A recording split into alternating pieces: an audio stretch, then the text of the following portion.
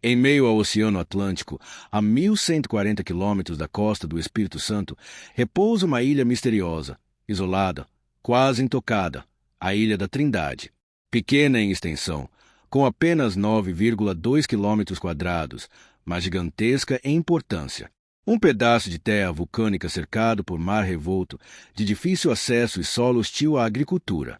Um lugar que, mesmo desabitado, foi disputado como um tesouro por impérios. Trindade é o ponto mais oriental do Brasil, e no final do século XIX foi o centro de um impasse diplomático explosivo entre o Brasil e ninguém menos que o maior império colonial da época, o Reino Unido. Uma ilha pequena, mas com um peso gigantesco na geopolítica mundial.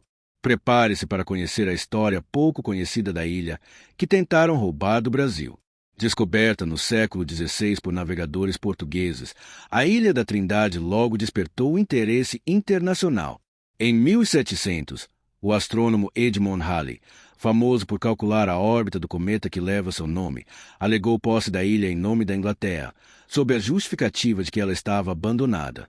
Portugal ignorou o ato. Em 1724, o vice-rei do Brasil tentou fortificá-la, sem sucesso. Em 1781, os ingleses voltaram e construíram um entreposto comercial, mas foram obrigados a sair após pressão diplomática portuguesa. Quando o Brasil conquistou sua independência em 1822 e teve seu reconhecimento formal por Portugal em 1825, a Ilha da Trindade foi considerada, sem dúvidas, parte do território brasileiro. Mas essa tranquilidade não duraria para sempre. Durante o século XIX, o Império Britânico se expandia como nunca, marcando presença estratégica nos oceanos com ilhas como Gibraltar, Santa Helena e as Falklands. E, nesse cenário, a pequena Trindade voltou a ser cobiçada. A razão? Cabos telegráficos. A comunicação entre continentes dependia de quilômetros de cabos submarinos, e a Grã-Bretanha queria uma estação entre Londres e Buenos Aires que não passasse por território brasileiro. Em 1895, o Brasil, recém-republicano e mergulhado em conflitos internos e disputas territoriais, viu-se surpreendido pela ocupação britânica da ilha. Mas o mais bizarro, essa ocupação foi revelada por um jornal britânico no Rio de Janeiro. Sem alarde, um cruzador inglês havia fincado a bandeira da Rainha Vitória na ilha meses antes. A justificativa britânica parecia inofensiva. Seria apenas uma estação de telégrafo, ou até mesmo uma prisão, como se fazia no passado. Mas os mapas britânicos da época já reconheciam Trindade como brasileira. E mesmo assim, o Reino Unido insistia. Quando o Brasil tentou reverter a situação, o governo britânico propôs uma arbitragem internacional.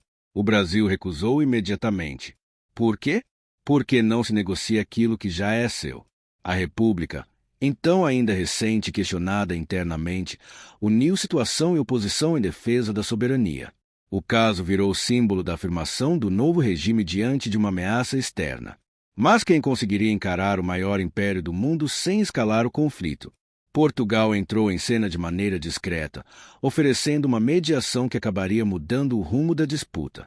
Em julho de 1896, a própria Grã-Bretanha reconheceu que a ilha era ineficaz como ponto telegráfico. Em agosto, Portugal oficializou que a soberania era do Brasil. Em janeiro de 1897, o Ministério da Marinha brasileiro ergueu uma haste com a inscrição Brasil na ilha. A tentativa de roubo havia terminado, mas a cicatriz diplomática ficou. E mais do que isso, a resposta firme do Brasil fortaleceu a imagem da República nascente, mostrando que o país estava disposto a lutar, diplomaticamente, se necessário, por cada palmo do seu território. Após essa vitória silenciosa, a Ilha da Trindade passou décadas desabitada. Só em meados dos anos 1950, com a instalação de um posto oceanográfico, ela passou a ser ocupada permanentemente por militares e cientistas. Hoje, é uma área de conservação ambiental, inacessível a turistas e civis. Mas nem tudo ficou imaculado. Nos anos 1700, os ingleses introduziram cabras, porcos e ovelhas na ilha, animais que devastaram a flora nativa. Em 1994, a população desses animais chegou a milhares. O Brasil iniciou então um programa rigoroso de erradicação. O último grupo de cabras foi eliminado a tiros em 2005. Desde então, a natureza da ilha tem mostrado sinais de recuperação. Um lembrete de que até mesmo as feridas deixadas por mãos humanas podem cicatrizar quando se tem determinação. A história da Ilha da Trindade não é apenas sobre uma disputa territorial. Ela é sobre soberania, estratégia, comunicação global e resistência. Um ponto minúsculo no mapa que escancarou interesses gigantescos.